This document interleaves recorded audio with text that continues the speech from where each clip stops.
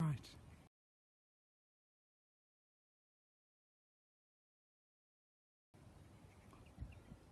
Go.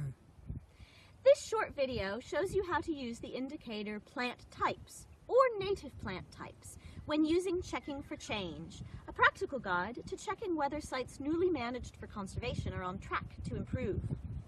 So here I am at the start peg of my survey line, and step 0 is where my foot just goes against the start peg.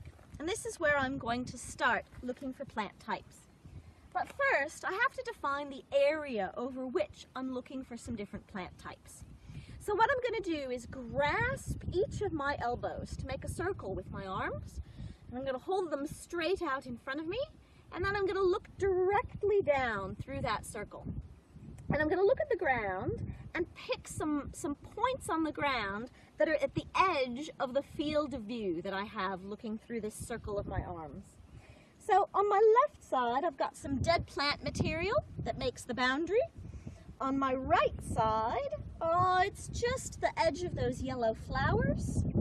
And directly in front of me, the edge is, those lovely pinky purple flowers right there. So that's the area over which I'm going to look for some different plant types.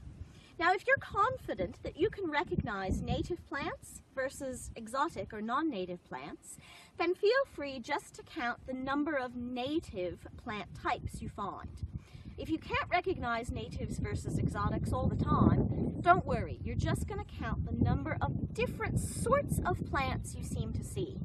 You don't need to be able to identify them all, you just need to recognize some of their differences. So what I'm going to do for step 0 is I'm going to get down a little bit closer to the ground so that I can look at the different heights, leaf shapes, colors that I see. And so that I remember, even though I can't identify all the plants, I'm just going to make some notes on my data sheet describing each of them. So I might call this one the curly dead grass, right? So I might write curly dead grass in the space where I get to make notes on my data sheet. I might call this one the sort of fluffy fairy grass, and I might write that on my data sheet.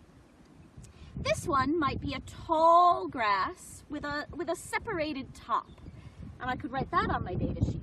So I've now counted 3 different types of grasses, and I might recognize I have these little yellow flowers.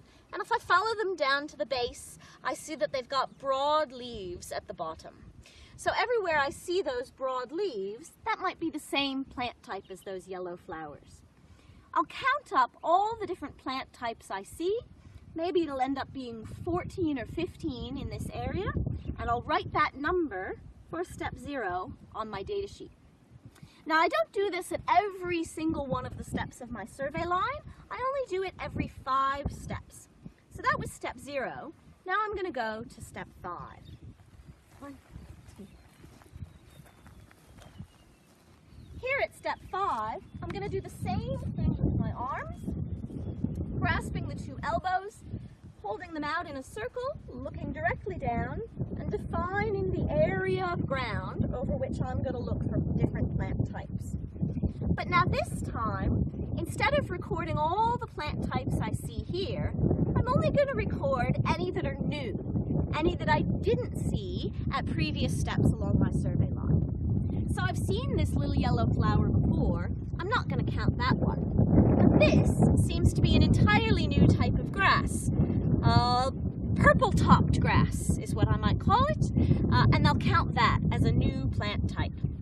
I do that for this whole area that I've defined, and I keep going along my survey line. When I get to the end of the survey line, I will have written all the different plant types that I've seen all the way along it. And what I'll do at the bottom of the data sheet is simply add up all of those numbers. So they might total to something like 26 different plant types I've seen on the survey line. And that's it.